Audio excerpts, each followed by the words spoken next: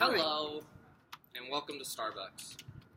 Just kidding. This is a debate video. My name is Bradley Klein. This is Klein, and I'm going to be interrogating Bradley today about his argument for colonizing the moon with water and energy. Helium-3, was it? Yes. All right, cool. So in your thesis, were you arguing that this will benefit colonizing the moon, or will it benefit Earth?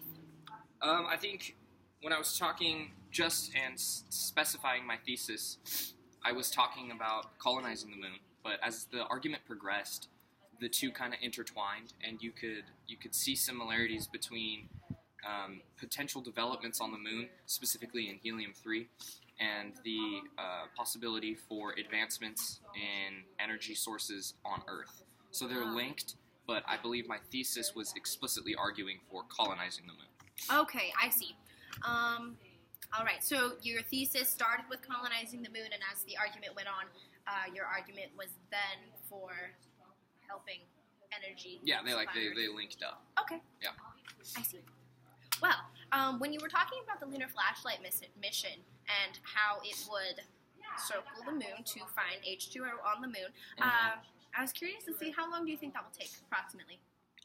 The specifics of that experiment, I don't know off the top of my head. Like, from when it begins, I know that it is... Okay, let's just say, if the mission goes off, all variables on, like, if it will or anything like that are out of the question. Like, if NASA's doing the mission, from once the lunar flashlight goes in orbit around the moon, you've got a very short timeline from then on before it starts gathering that information and processing it and dominating the world with all of the information.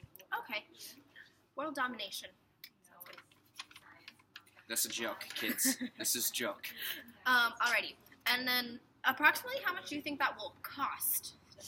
That's another good question, but it's kind of outside of the scope of my argument. I'm not necessarily arguing, that the United States should spend X amount of money towards X project. It's just more the theory behind it that the United States should be spending money for lunar development.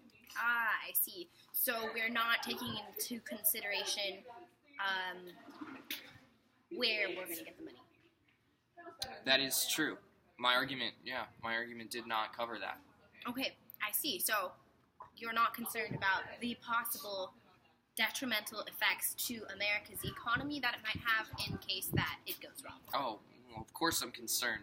I just covered in the video at that time the reasons why it's a good idea for the United States to develop the moon, and not the specifics on how they're going to do it. So I'm concerned, but it was just not part of my argument. All right, sounds good. I think we're done here. Drink your coffee, kids.